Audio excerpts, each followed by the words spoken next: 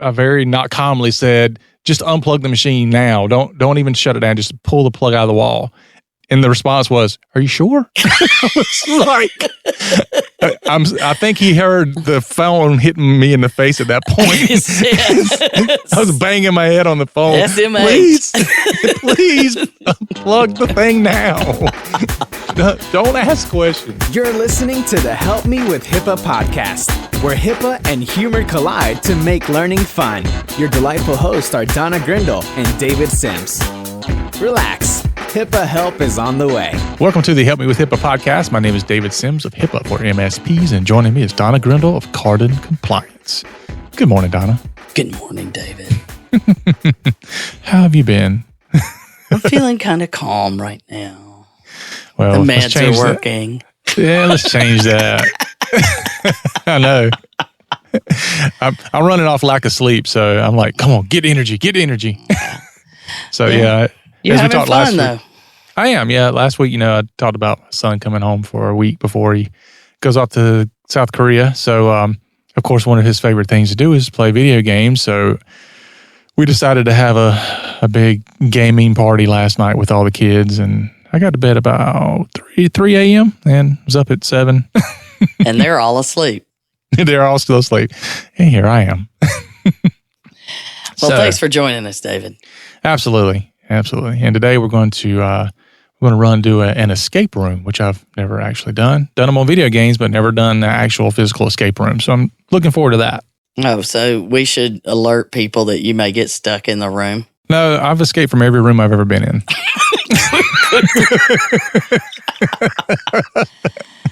I'm going to leave that one alone. Moving along now. Yeah, I think I'm pretty good at getting out. Anyway, so let's talk about where are we going to be able to find you at. But I guess first let's jump into, would this go out before or after the HIPAA Bootcamp? I can't keep up with the dates. Oh, before. Okay, so let's go into the HIPAA Bootcamp thing then. All right. What do you want to go into it with? With my eyes wide open, I hope. Yeah, it's the HIPAA Bootcamp 2.0. So we've gotten a lot of emails and questions and those kind of things. This will probably be the last one before, let's see. No, this one will come out after the early bird pricing ends. I guess I better send out some blasts to remind everybody.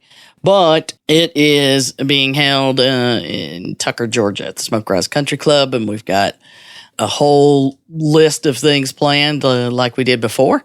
It is clearly something that we intend to be scary and overwhelming, hence the boot camp name. But at the same time, it's fun and exceptionally informative. If you want to learn about it, we've got quotes from those people that were there before, and they'd be happy to talk to you if you want to talk to them. But you can hear some quotes from them, both audio as well as written quotes about what they experienced and how much they learned and how quickly they were able to learn it from 2 days of fun with us. So August 24th and 25th, you can go to thehipabootcamp.com or helpmewithhipaa.com/bootcamp. Yep. It'll be fun. Yeah. And we still didn't do any push-ups last time, so maybe we'll change that this time. Oh, yeah. You know what? We can start a thing so that every time they get certain things right, you have to do push-ups. Oh, I was waiting to see that. Yeah, I was waiting for that. Because I knew you weren't going to drop and give me 10. Hell no. I'm in charge. I've spent all these years working hard for a reason. Now I get punished for it. Okay. Well, there again, I'm going to leave that one alone. So the next one would be September 16th. I think is when you're 18, somewhere in there. The teens is when you're in Washington, D.C., right? Yeah, I think it's 16 and 17. The unconvention.io for more information. Dum, dum, dum, dum. Yeah. That's for tech folks. And then after that, September 22nd, I'm in the Georgia HFMA Care Forum. It's a compliance forum that they do in the fall. I was there last year. I'm looking forward to being there again this year. Yeah, we're going to talk about infection control for the technology. I think I'm going to do the same thing.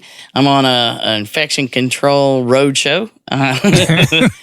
September 22nd, I'm doing that. And then I'm going to North Metro MGMA in Kennesaw in October 17th, and I'll do the same thing. But then I got another new one I'm coming out with for the Georgia HFMA Fall Institute at Reynolds Plantation on November 8th, followed immediately by the Georgia Association of Orthopedic Executives on November 10th at Callaway Gardens. Nice.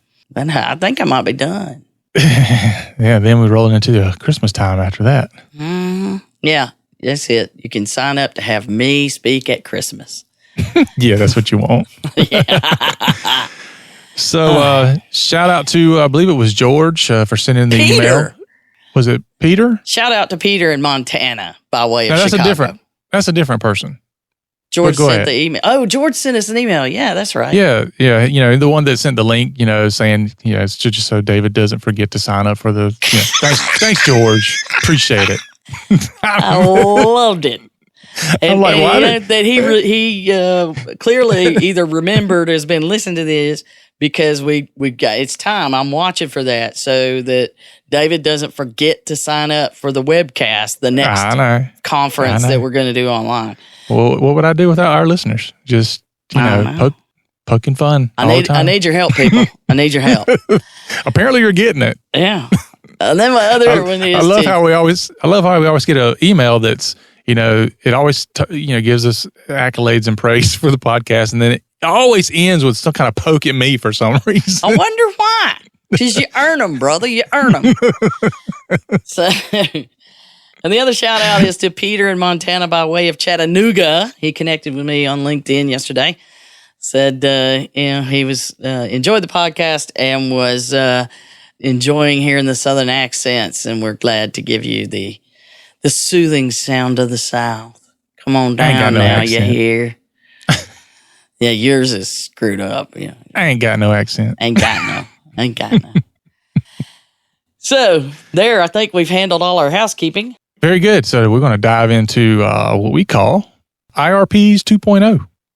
IRP, IRT, whatever you want to call it. Yeah. So we've talked a lot about incident response planning and incident response plans, incident response training, but we always like to come back to it every so often because it is a very overwhelming topic when you start talking about how are you going to respond to certain things that may happen. This is part of HIPAA that I like to kind of fall back on my programming years, way back. You know, this is what I call the if-then training. if this happens, then we're going to do this. That's response planning. Yeah. Else, we're going to do this. Yeah. If-then else statements. So try not to get stuck in an infinite loop. For those of you who are programmers, you will enjoy that. Yep. So, and you know, we do anyway. We do this kind of response planning all the time, but we typically do it on the fly. Like, you know, when you're driving down the road, you're kind of doing that in your head. If that guy pulls out in front of me, you know, where am I going to go? You know, you're doing an instant response plan immediately. But we kind of want some, in this case, we want to have something that's kind of written down for people to follow. So we're going to talk about instant response planning 2.0 today. Yeah. Well, you know, for me, it really, it keeps coming back around in multiple ways. And so in this case, I was reviewing a BA. Kind of like that bad itch you got.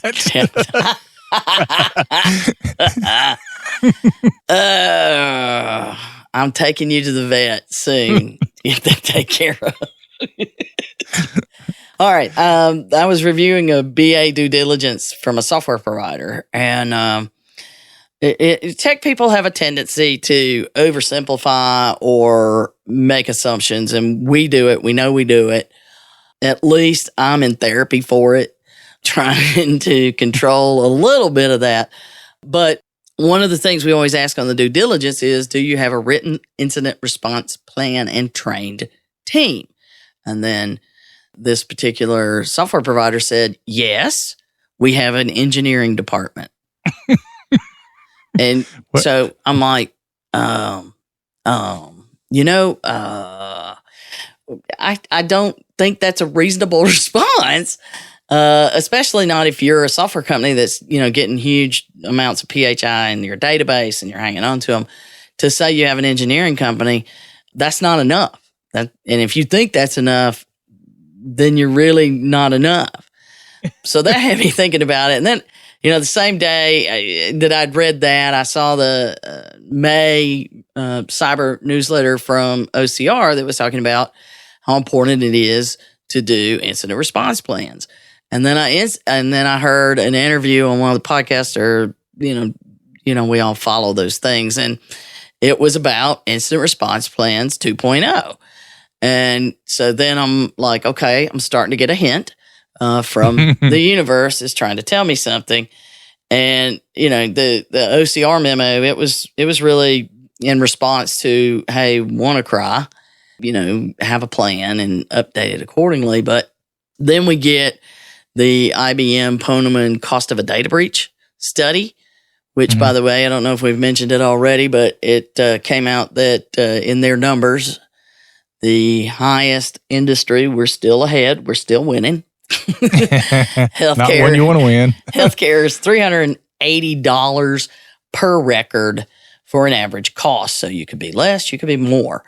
The industry global standard is about, I think it was 141. Dyslexia is a terrible thing. It's either 141. It was far less. It had ones and fours. And then for the United States, the lowest number was like 110.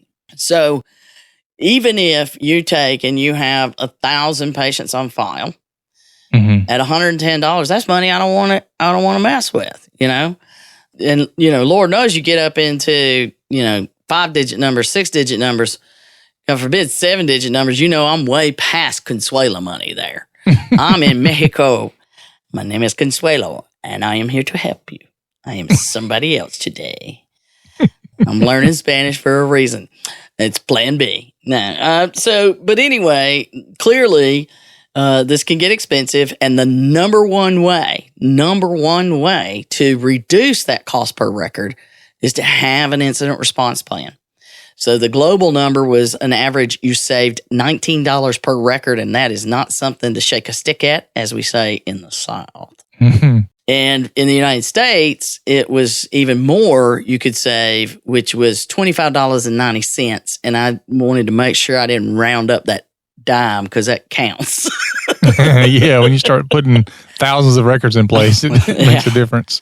So, but roughly $26 off of a $380 number, that can get substantial when you're looking at thousands and thousands of patients. So all of that, finally, the karma just smacked me upside the head. And that's why we're doing that today is, well, what is it in an incident response plan? Because a lot of people, they think they have one because they have an engineering department. Well, one thing they have to understand, too, is what's the difference between a security incident and a breach? Because we get calls a lot about, oh, we've had a breach, and it's not a breach. It's an incident. And sometimes we get a call that, oh, we had an incident. I'm like, no, it's a breach. Panic sets in now. Bam, bam, bam. Well, it's important to understand that and in the HIPAA law, it definitely makes a distinction between the two. So the security incident is an attempted or successful unauthorized access, use, disclosure, modification, or destruction of information or interference with system operations. Now, note, system operations. Right.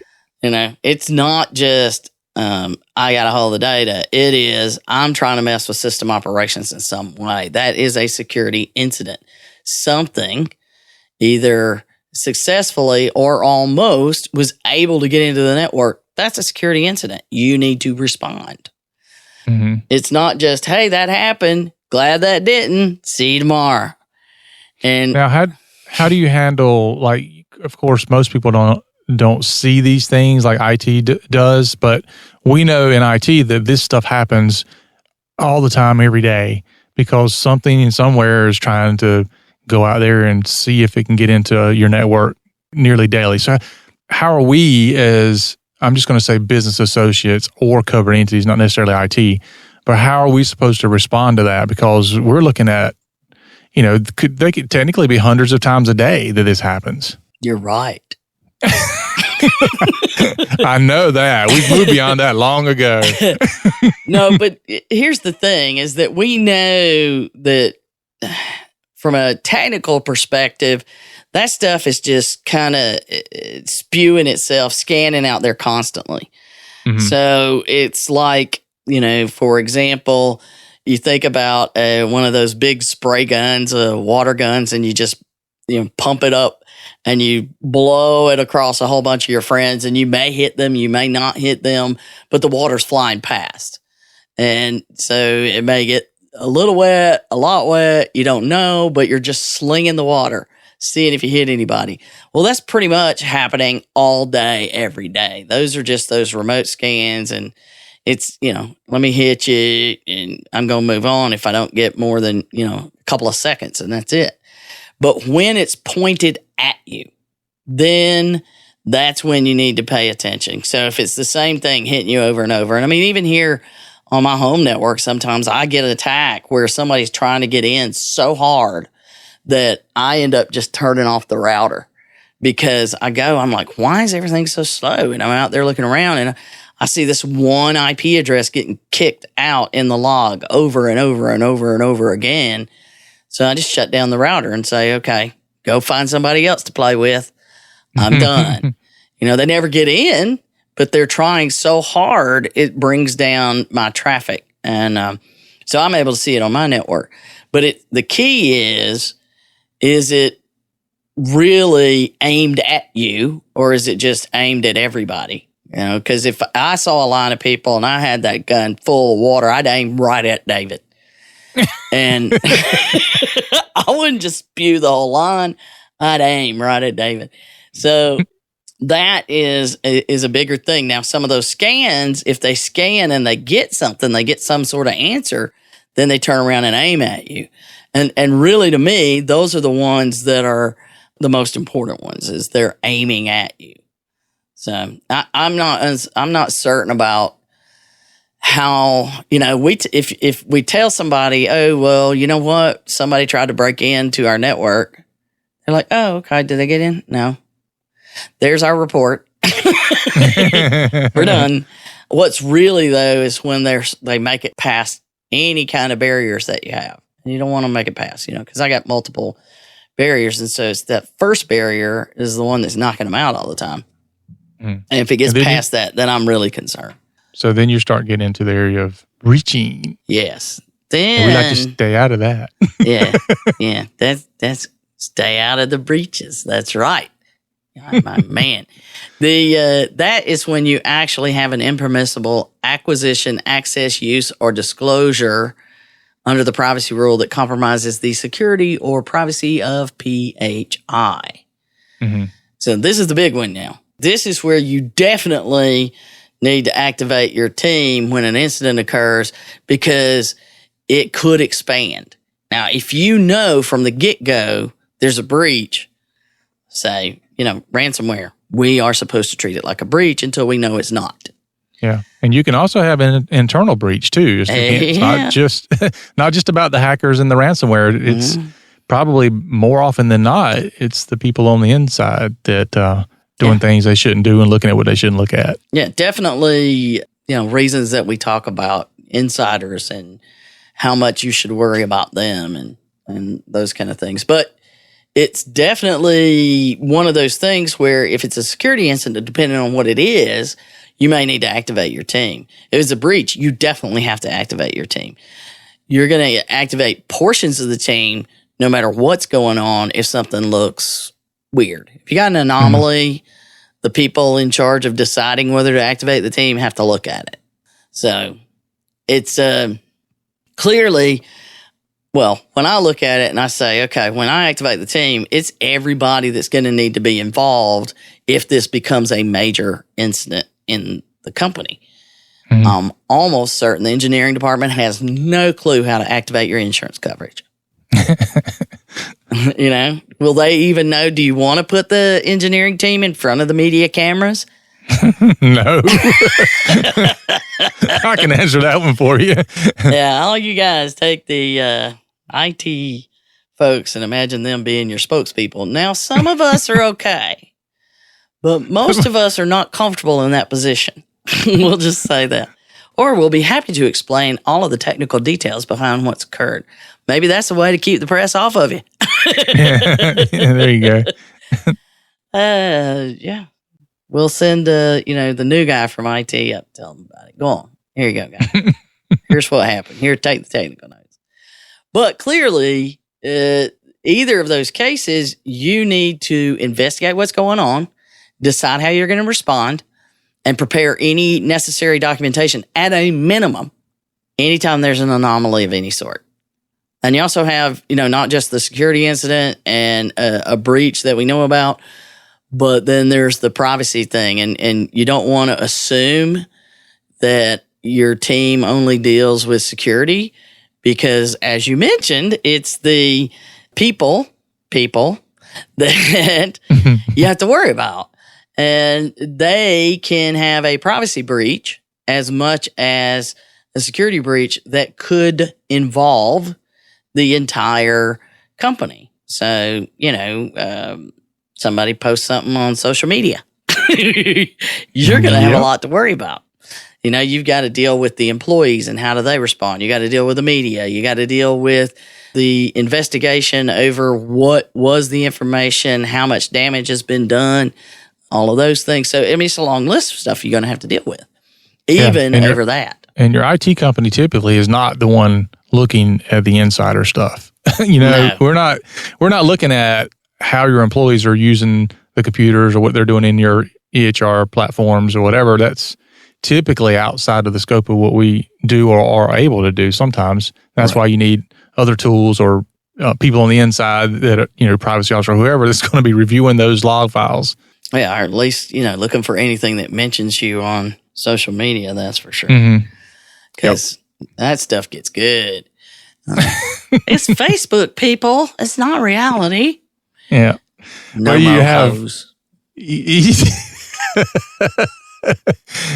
have people that post stuff all the time about, other people.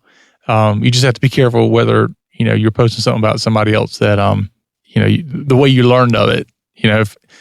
I guess my point is, I saw recently where somebody said, my friend of mine is going into, the hospital for XYZ, please remember her or whatever. Not really that big of a deal, except I don't know if her friend really wanted her to say that. Exactly.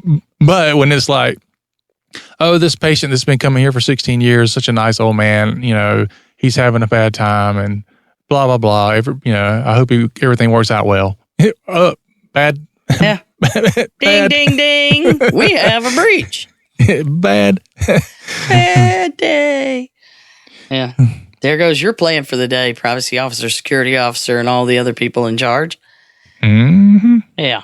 So the whole point of the memo was to reiterate these things occur, and if you don't have a plan, what are you going to do? And so the question it asked, an incident occurs, how's your capability to respond?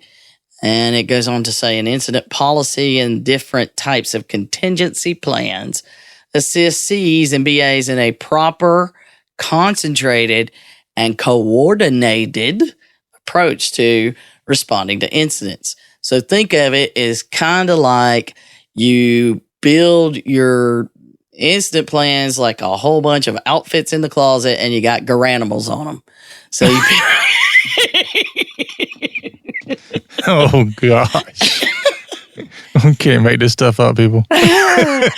But you pick and choose what you need based on the scenario, Okay, we're going with tigers today, so get all the lions. And we know how you dressed when you were younger.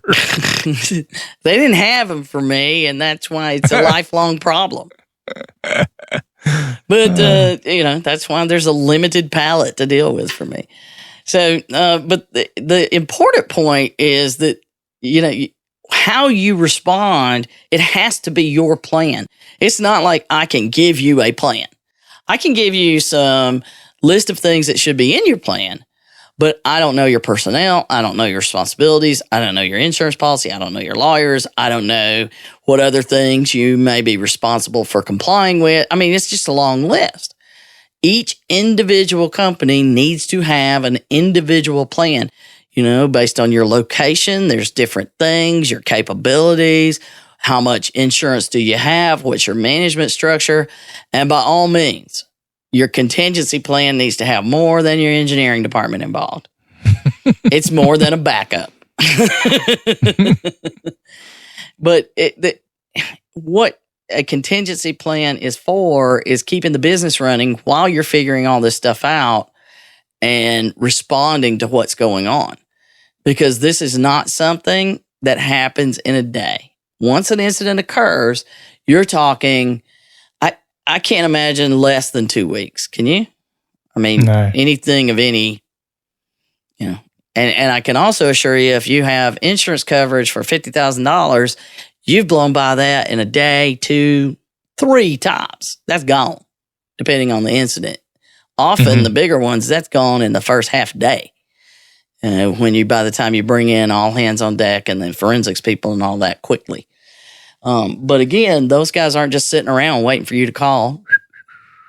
I hope somebody has an incident today because I'm bored. That doesn't happen. Yeah. Or like the call I got this week, which was, I need this information like yesterday. And I'm like, I don't know that you're going to get that information that quickly. Yeah. But we'll make some phone calls. We'll see what we can do. But yeah, it's and the other thing is you can't use your computers. Because if you want to be able, if it's a security incident, now if it's privacy, you need to gather up the people involved and put them in the corral or something. I don't know. But the overall part that you have to remember is you need to be isolating all of the evidence. It's a crime scene. It's a potential crime scene. We've got to determine, did you have technology issues or somebody all up in there? And it's not something that gets resolved. In fact, that study showed that it takes 200 and some odd days to notice a hacker's been in there. So you can imagine how much stuff they've done in that long. And then it takes the mean, for those of you who are statistical people, it's not an average, it's a mean. The middle time is 55 days to recover. So that's 2 months, folks, that you aren't going to be at full capacity. Your staff's going to be involved in this. You may not have access to all of your technical capabilities. You're going to have a lot of phone calls and distractions and paperwork and a long list of things. You may have people pitching a fit and making you redo stuff. You never know what all of this is going to entail, and you've got to keep the business running. So, I was talking with the lawyers this week, and it was a great conversation thanks to the Atlanta, the Association of Legal Administrators. Thanks, guys. It was great. But that encouraged me then to go look at some cases outside of healthcare and look at law firms. And there was a story about one law firm that was hit with a ransomware attack, and 3 months they were down. Wow. 3 months, no systems. And can you imagine, what would you do? If you're down for 3 months, you've still got to run your business. That or you're just going to close it. And even worse for them is they filed for a loss of business claim for like $700,000. And the insurance company goes, about that. You're not covered for that much. You're covered for way less than that. Your number starts with a 2. Maybe not so many digits. So you've got to know how all of this, you don't want to find out at the end like these guys have. They weren't prepared to be down for 3 months, and they didn't know what their insurance really covered. So can you imagine going in just today, if somebody can't get to their email, you come into work, you can't get to your email. What is it like in the office by lunchtime? It's like, I mean, I don't know if you've seen a commercial or not where like the internet's down and like it's like 2 minutes after internet and people are like going nuts. 5 minutes after internet, like cars are crashing into stuff. And that's the way it is, man. People go nuts when they can't get to their stuff, you know, right away. Everything's got to happen immediately, right? Which is one of our frustrations. But anyway. Yeah. You know, you're supposed to just know. You should know. Omnipotent. I know everything. Well, it's, you know, everything's an emergency in our line of work, unfortunately. Yeah. You know, it's kind of like when it's 100 degrees outside and your air stops working. I can't wait till tomorrow. I got to have it right now. That's right. You know, there's certain things that are an emergency. When you go to flush and you got people in the house, let me just say, I was at a brunch thing at a friend's house and we went through that experience. Thankfully, they had multiple restrooms. It's a long story, but it's funny. It's funny. Oh, yeah. We're going down the drain for sure. Yeah. All right. But I'm pumped. So knowing that, well, you know, even a backed up sewer into your office, hello, that's a potential problem. What if that's, you know, next to your server room or, you know, it blows out your power or whatever? You've got to have some plan. You got to know what's going to happen. Yep. And that was a big part of the interview that I listened to that was talking about, you know, incident response 2.0 was you got to get beyond just having tech staff involved. That's not enough anymore. It's too big. Technology is intertwined in everything you do today.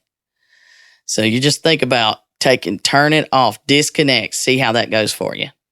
You know, people go a little nuts. I was like, I left, I went to run an errand last weekend and I realized, you know what? I didn't pick up my phone. I'm on my way to the store. No. People with me like, well, you know, we're like almost to the store. I'm like, oh, okay. Well, you know, I'll get to it later. And they were like, we have to turn around. I was like, for my phone? You know, we used to drive around without this all the time. You know, I remember getting paged in the A&P grocery store because they wanted to add something else to the list. Oh, gosh. Hey, you know, I'm not afraid. Neither is any of my people. But here's the kind of people that you need on your incident response plan. First of all, you need to know, you know, when I was on the Mag Mutual panel and was talking about ransomware, and they were asking what should you do if you're hit, and the insurance, the Mag Mutual representative is like, you need to call us first. And I was like, whoa. Stop the spread first. Pull the plug. Stop, you know, just if you have to unplug everything, disconnect from the internet, doesn't matter, turn everything off, shut it down, then call them. She's like, oh, yeah, sorry. You know, you don't want to be calling them going, yeah, it's hitting about 15 more computers a second. I'm on hold. I have a good one about that. I had a guy called me, a doctor called and said, I had this pop up on my screen in Microsoft, blah, blah, blah. They said call, and I called him. He's going through the whole thing, and he's really going in detail about the whole thing. And I'm like, did you let him in? He's like, yeah. And I'm like, oh, man. I was like, how long did they stay in there? He's like, they're in there now. I'm like, Could you leave with that? Yeah, you spent 10 minutes going over this, and just anyway, yeah. That's where you got to breathe. You got to breathe. Yeah, so they're in there now. Did your eyes like pop out, land on the desk? You had to put them back in? Well, it was, you know, I very not calmly said, just unplug the machine now. Don't even shut it down. Just pull the plug out of the wall. And the response was, are you sure? I was like, I think he heard the phone hitting me in the face at that point. I was banging my head on the phone. SMH. Please unplug the thing now. Don't ask questions. I had that happen one time. You know, when you're working at somebody's office, they're always standing behind you. And I had a person standing over my shoulder watching what I was doing. And I go into the advanced settings, I'm doing my work, and I click advanced, and the person behind me goes, that says advanced. Are you sure you should go there? I'm like, I promise you, I am advanced. I promise. But anyway, you need advanced people on your incident response team. So they're going to need to know what's going on. So you need to know who to contact for your insurance. You need to know what lawyers are going to be involved. Some insurance companies have you work with their lawyers during a response because they're specialists in dealing with these things. In other cases, you have a law firm of your own and you want to deal with those. You need to know that before it happens. You don't want to figure it out afterwards because you need to have things under privilege. And we're not going to go down that rabbit hole.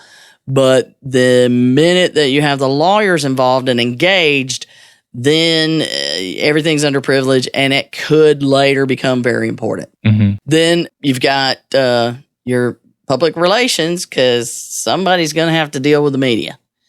And you don't want to just say, and don't assume everybody will know in the company to say no comment.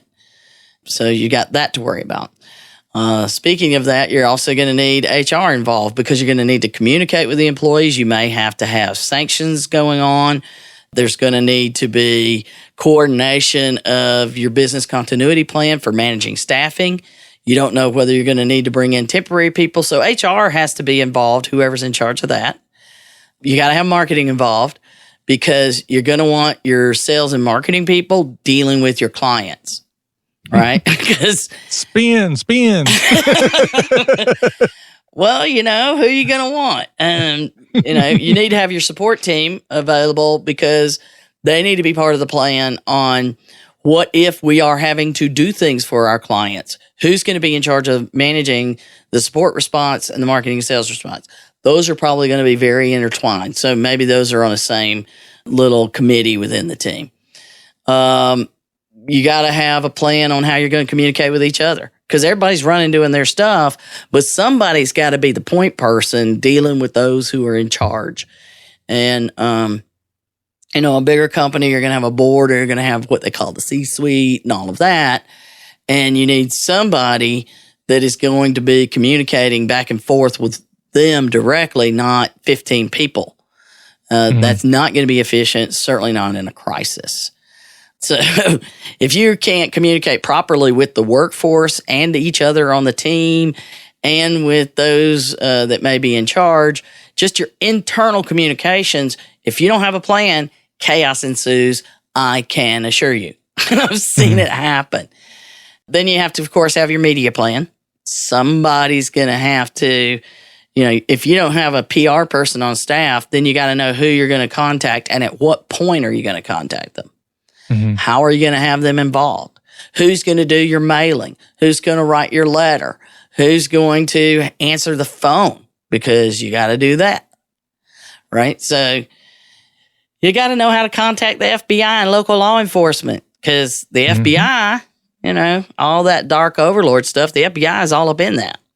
And local law enforcement, what if it's somebody locally that did something and stole some of your stuff? Right. Not that it's something that we have recently talked about, but people steal stuff when they leave their jobs. So if you have questions, you should contact your local OCR office. And the regional offices is where you would go to get that information. And you want to make sure that you at least know the number of your regional office or the email address that you can send questions to, so that you have access to them. Then you want to make sure that all of that activity, you've got a team leader for all those important areas, and they need to train and plan with their teams. So you need everybody on the team to have a plan, but then they may need to call on resources in their department or their area. So you got to have a response leader. You got to have a communications leader. You need to have the PR leader, the messaging person for outside the company. And those are going to be coordinating with the messages of your clients as well as the media and whoever else may call. And then IT has to be on the investigation because usually we got to look around and we got to give information to the forensics folks. IT has to be dealing with business continuity. IT needs to be dealing with disaster recovery because you're also going to have to figure out how you're going to put it all back together. And then, of course, you need Carden to help you juggle all that. That's just... Well, one that you missed, though, I don't see on the list is the pharmacist. You kind of... Bartender, pharmacist, it doesn't matter. You better call... Yeah. You might want to put both of those on the list.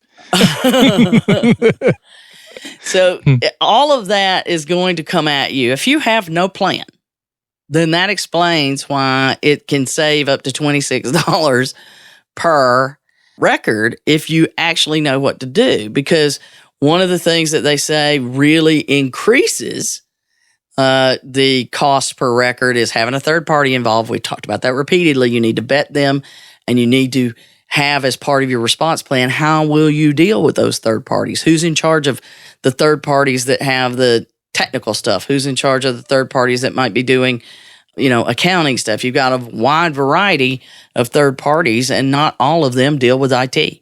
Mm-hmm. Well, anytime you try to do all this stuff on the fly, you're going to make so many mistakes and spend so much more money than you had to because there wasn't a plan in place. Yeah. So you need to plan to have a plan. And then you plan under your planning that the plans. Hold on, let me get my flow chart. But it is. It's really, if it sounds like a lot right now and what we're talking about, wow, that's an awful lot I've got to figure out. Imagine trying to figure out in the middle of a crisis. Mm-hmm. Because it is not a thing you want to figure out. Even down to the financial pieces. Let's say, I have clients that went through an arson case at one of their offices, and they had to shut down an office. They had to merge all these things. They at least knew that the server was safe. They could get that back up and running. They created their stuff. But even though they had a plan to do that, every time you do this, part of the last thing you do is review everything that went right and everything that went wrong, because you need to update your plan based on what you learned, and you'll learn something every time like they did.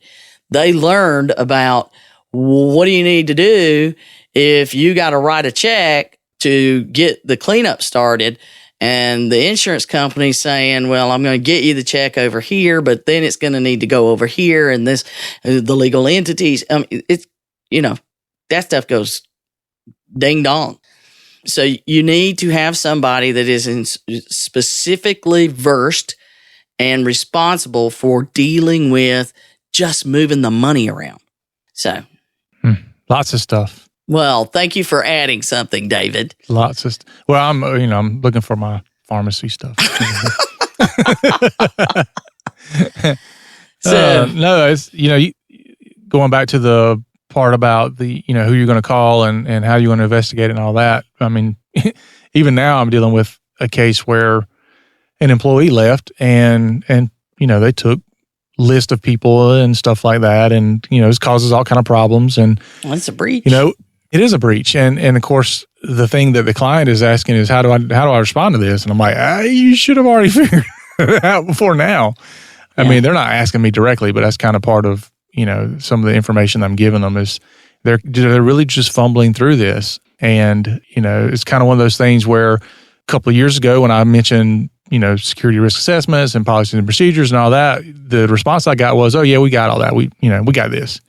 Mm-hmm. And then, we have an incident that happens and all of a sudden we ain't got none of this. I know, it's all gone. I'm like, oh, you mean your templates don't help you in this? Pull that template. It should tell you everything. Thought we talked about the templates. Yeah. So, yeah. Anyway, that'll be my week next week, I'm sure, trying to help them dig through that. Mm-hmm. Yeah. So, I think you were thinking you were going to be bored. I'm just going to have them call you, so I'll be good. See you, bye. Maybe my trip to Key West just got moved up. So my people will be calling your people, I'm sure. There you go. All right. Well, that's our show for today, folks. We want to thank you for listening. As always, we ask you to go to review us on iTunes or Stitcher, because we're on both. You can also find us in social media, pretty much all of them. If we're not there, this because we choose not to be there. But you can still review us there anyway. It's the one David's in charge of. Yep, we're on MySpace. Yeah. He's rocking it. Yeah. So you can find us on the web at helpmewithhipaa.com. That one I am in charge of. The HIPAA Bootcamp, it's coming up. Don't forget about that. TheHIPAABootcamp.com. Find all the information there. If you have any questions, comments, concerns, suggestions, anything about that, email us at contact@helpmewithhipaa.com and we'll get back to you.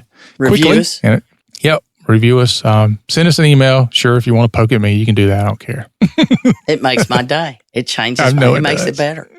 So anyway, just remember for Donna and myself, the HIPAA is not about compliance. It's about patient care. You've been listening to the Help Me with HIPAA podcast, hosted by Donna Grindle and David Sims. The show created to help you with HIPAA. For more information or to ask us a question, visit our website at helpmewithhipaa.com. Neither Donna Grindle or David Sims are attorneys, and they do not offer binding legal advice concerning regulatory compliance. The information in this podcast should not be relied upon or construed as legal advice in any way. Consult your attorney for legal advice concerning compliance with HIPAA regulations.